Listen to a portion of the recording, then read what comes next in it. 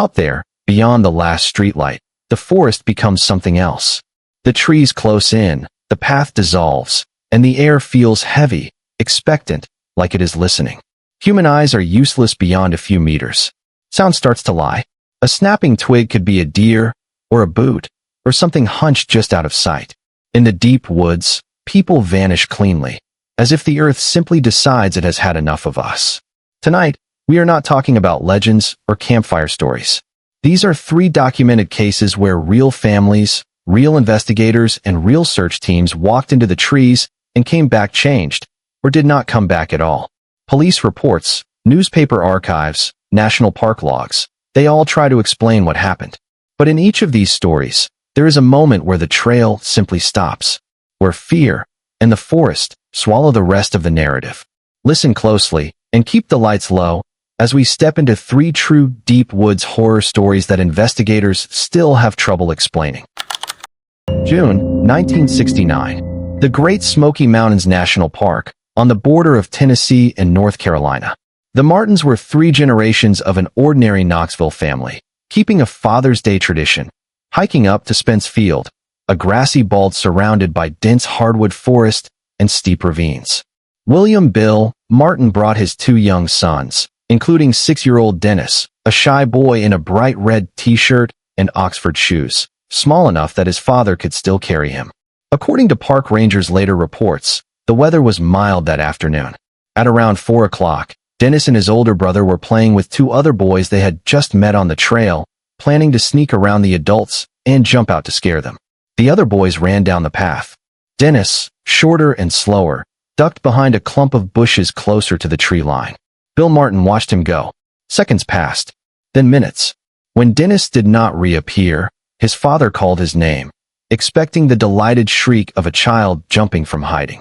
There was only the constant wind over the field and the low rush of leaves from the forest below. Bill ran to the bushes where he had last seen his son. They were empty. He sprinted down the trail, shouting, then off the trail and into the trees. No answer.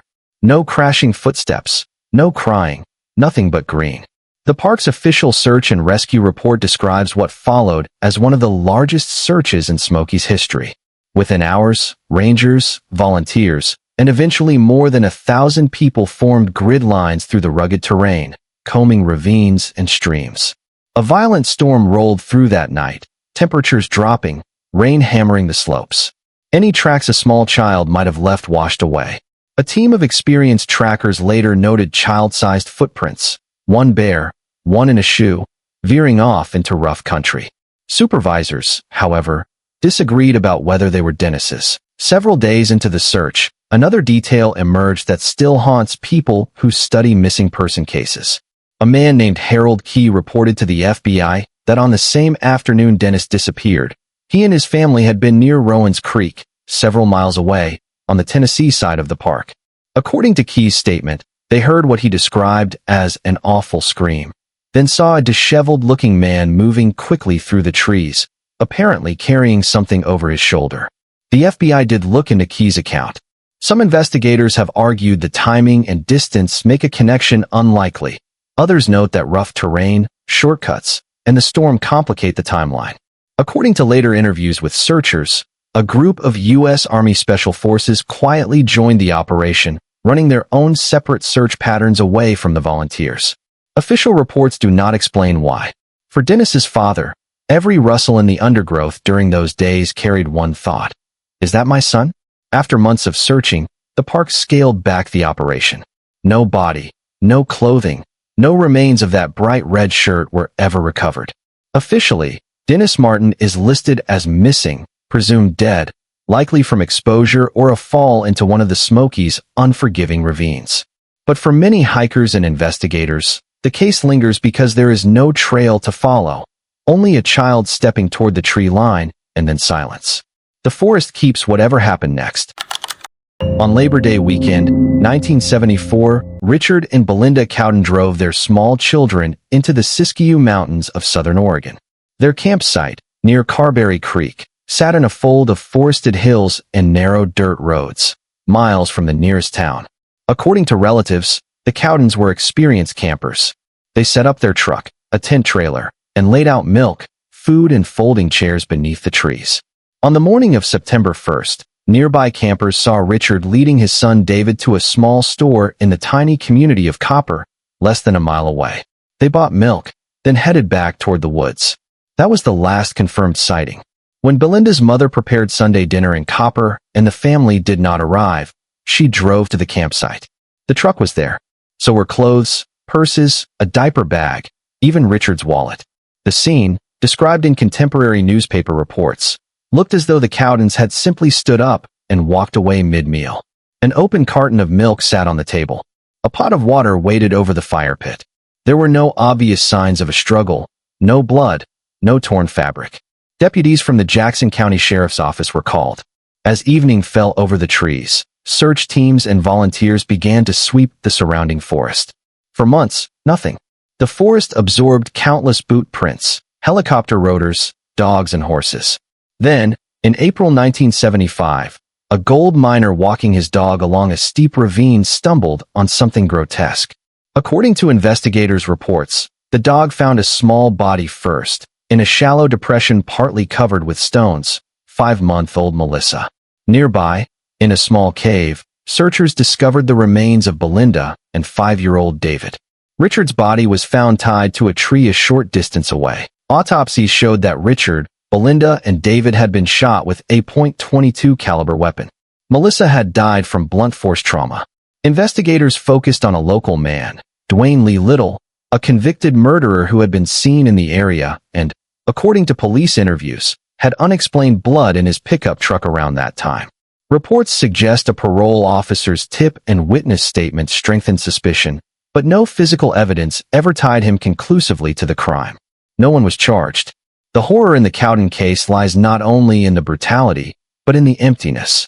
An entire family, including a baby, seems to evaporate from a lived-in campsite in broad daylight, leaving their lives folded neatly under the pines. Months later, their bodies reappeared deep in the woods, arranged in ways that suggest planning and rage. Officially, it is an unsolved homicide. Unofficially, campers still talk about that abandoned site and the sense that something watched them leave.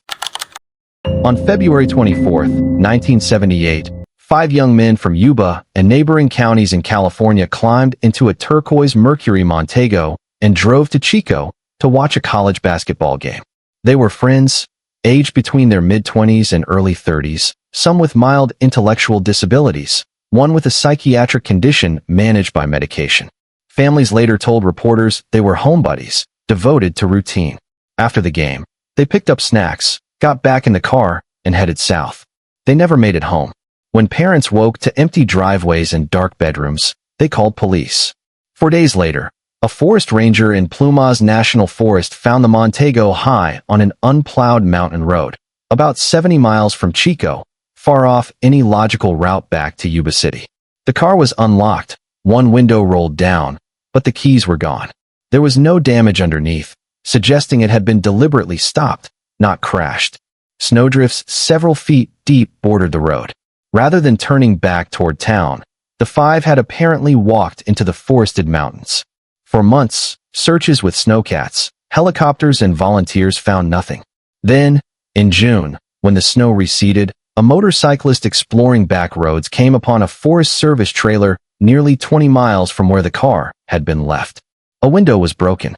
Inside, on a bed, lay the emaciated body of 32-year-old Ted Weiher. Official reports and autopsy findings paint a picture that chills experienced rescuers. Weiher had lost a huge amount of weight. Growth of his beard suggested he had survived for weeks, possibly as long as 2 months, after the men disappeared. Sheets were wrapped tightly around his body and tucked under his chin, as if someone else had cared for him. The trailer's cupboards were full of canned food.